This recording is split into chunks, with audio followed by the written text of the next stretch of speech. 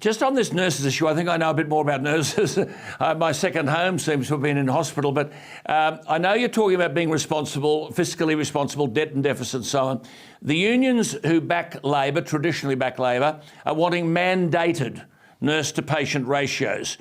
You mentioned this before. I just want to ask you, will you stand your ground on that?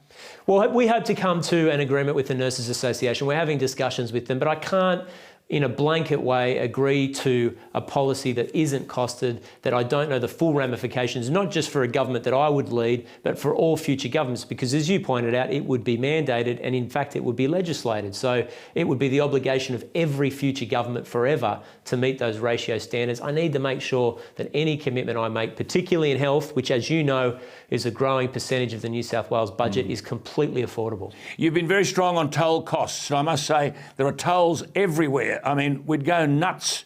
The city of Sydney is surrounded by tolls running across one another.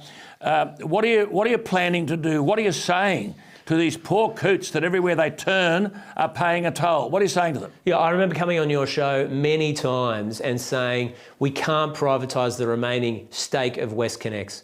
We own 49% of it. We've got some leverage in the debate. Don't privatise it to the private sector. Now that we've got one firm, Alan, that owns all or part of the M2, the M4, the M5, the M5 East, the M7, the M8, Cross City Tunnel, the Lane Cove Tunnel, North Connects and the Eastern Distributor. One company. So we've got a 100% privately owned toll road monopoly in the most tolled city on earth. Well, the Perrottet government says it'll solve the toll problem by spending $500 million subsidising Sydney drivers. So the toll operator keeps on ripping us off and the taxpayer picks up the tab.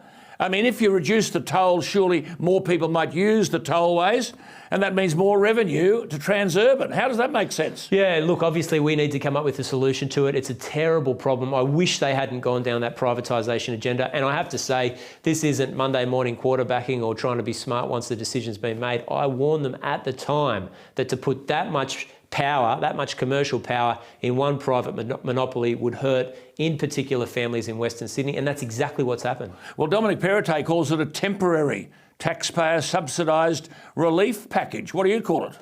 Well, I mean, for goodness sake, we're now in a situation, for the last 2 years, they've said nothing wrong with tolls in Sydney, nothing wrong with privatisation, and now, of course, they're paying money to Transurban with induced demand on those motorways for people to use it a couple of months after they privatised the thing to them in the first place. So obviously it's a failed policy. We're going to have to come up with solutions. We're determined to do it, but I just wish someone would rule a line in the sand about privatising what in effect are monopolies, because users, particularly transport, logistics firms, mum and dad trucking operations, they've got nothing else to use. They have to use these toll roads to get around Sydney, and as a result, it's burning a hole in their pocket.